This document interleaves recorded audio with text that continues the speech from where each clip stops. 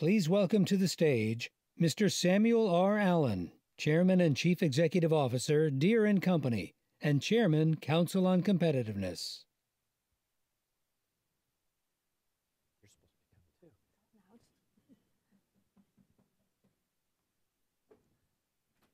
Ladies and gentlemen, the Honorable Deborah Wince-Smith, President and CEO of the Council on Competitiveness.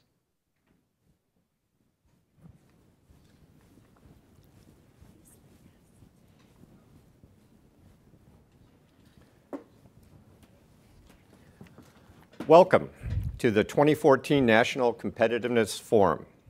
We have a terrific day of presentations, conversations, and recommendations planned for you. We want your input and your engagement throughout the day. I'm pleased to be joined by the Council's President and CEO this morning as we release the Council's annual Clarion Call for Competitiveness.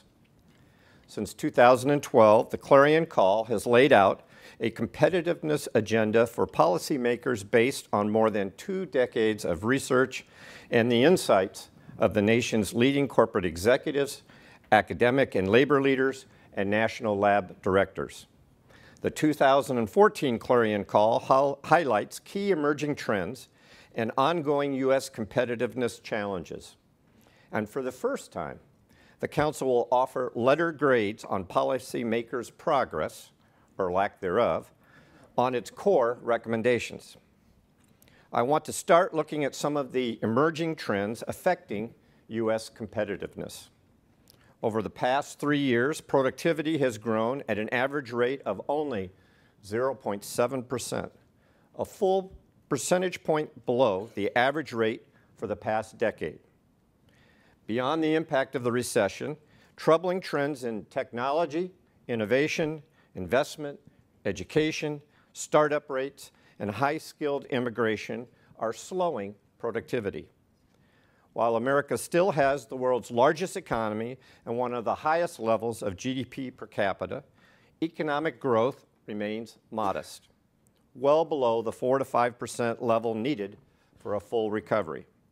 Slow productivity and GDP growth are contributing to stagnant household incomes for most Americans and an increase in wealth inequality. Some good news. The outlook for job creation is more positive, with employment returning to pre-recession levels. Despite a recent slowdown, July 2014 concluded a 6-month stretch with more than 200,000 jobs created per month, the best such streak since 1997.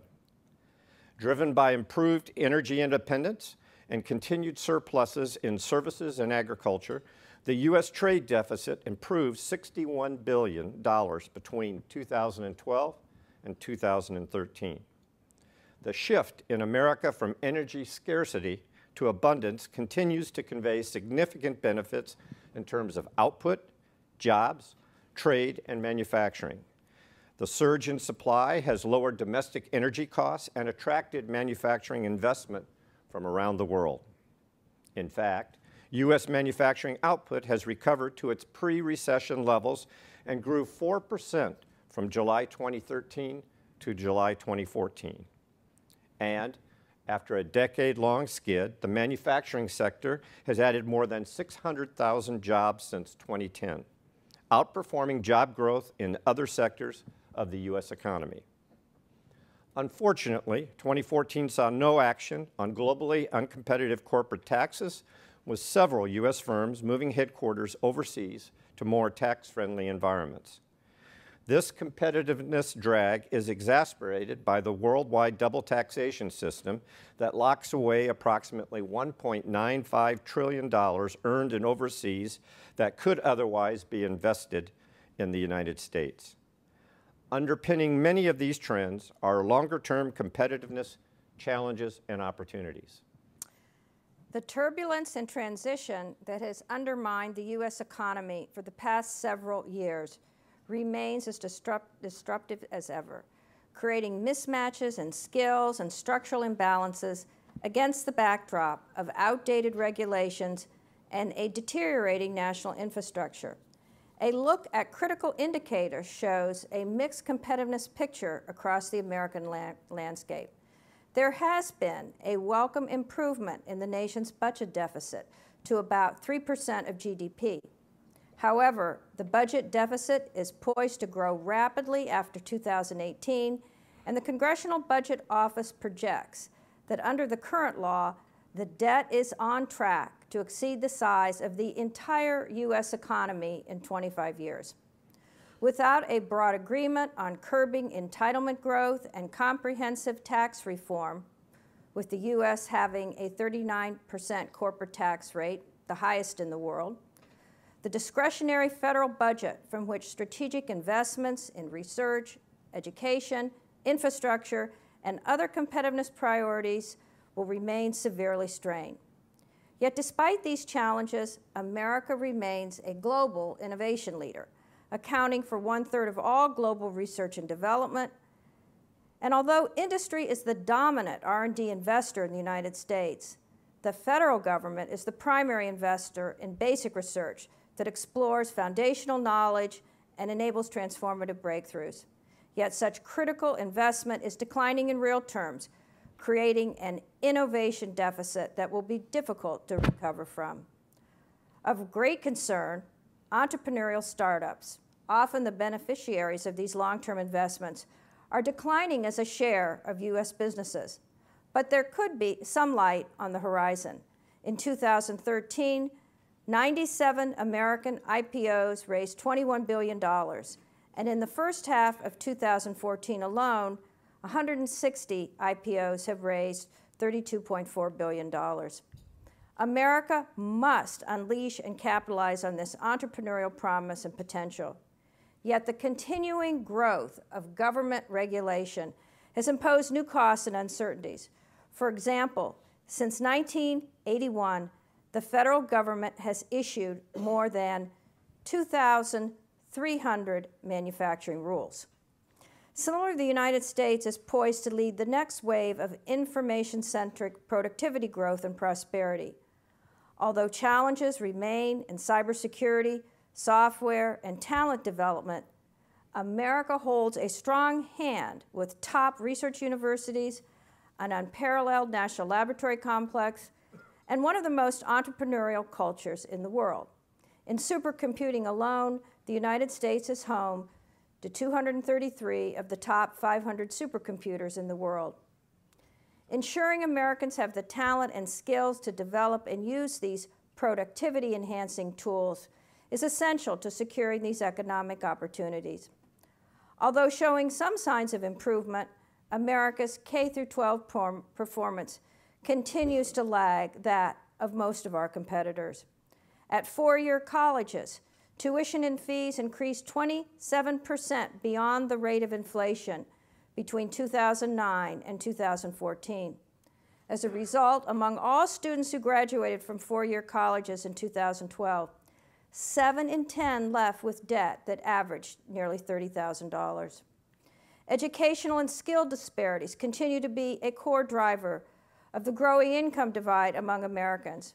In 2012, the median wage for a U.S. job that requires a post-secondary education paid almost double, $67,140, and those jobs require much more than a high school diploma. Finally, infrastructure improvements are sorely needed to upgrade and modernize American roads, ports, levees, bridges, inland waterways, dams, airports, electric grids, and waste facilities. By 2020, inadequate infrastructure will burden business with $1.2 trillion in costs and households with $611 billion in higher bills. Now, these metrics of competitiveness are not an academic exercise. They represent real-world challenges and opportunities, and complacency is woefully inadequate and a dangerous response to the future. The Council on Competitiveness has offered a set of recommendations that comprise a roadmap for policymakers to embrace. And for the first time, we are assessing action. The Council on Competitiveness is grading policymakers on the progress or lack thereof to address several key competitiveness policy recommendations developed from over a decade of research and the insights of the nation's leading corporate executives, academic and labor leaders, and national lab directors. A grade of C represents neither positive action nor negative impact. As you will soon see from the report and the accompanying infographic, there are not many A's. I want to highlight just a few of the grades. The Council has repeatedly called on Congress and the administration to reform immigration rules to ensure that the world's best talent innovates and creates opportunities in the United States. We said staple a green card to the diploma of high-skilled immigrants who acquire an advanced degree in the United States. Yet, comprehensive immigration reform in 2014 is dead, and prospective action for the next Congress is now at stake too. The broad bipartisan support for high-skilled immigration reform risks once again falling victim to policymakers' unwillingness to find a compromise that will help attract and retain high-skilled talent and secure our borders for the good of the nation. Yes, the Senate passed a bill, and yes, a lot of attention is being paid to the issue, but another year has passed and nothing is resolved. The grade is a C. The Council has called for a doubling of the investment in federal research and development, encouraging cross-disciplinary partnerships to commercialize results. Yet, federal investment in R&D as a percentage of GDP has been declining every year for the past decade, falling from 1.04% to 0.79% between 2003 and 2013. The grade is a D. It's not all bad. We called for a national network of advanced manufacturing clusters and smart factory ecosystems. And regional stakeholders have moved aggressively to implement this recommendation and catalyze the development of these advanced manufacturing hubs of innovation. 2 new manufacturing hubs came online in 2014 and are comprised of hundreds of companies, universities, community colleges, national laboratories, and government agencies that are collaborating and co-investing in the development of manufacturing technologies to commercialize and scale up in the United States. The grade is an A. The full report card is included in the Clarion call. The Council will review and revise these grades each year to measure progress. The Council's CEOs, its academic and labor leaders, and its national laboratory directors remain committed to putting forward a pro-growth agenda to enhance American competitiveness and to promoting that agenda with policymakers at all levels across our nation. The Clarion Call stands as a guidepost for those looking for the path forward. We invite the participation of those around the room and urge others to get involved in our mission. It's now our pleasure to formally release the 2014 Clarion Call and invite the members of the Council Board and Executive Committee to join us on the stage.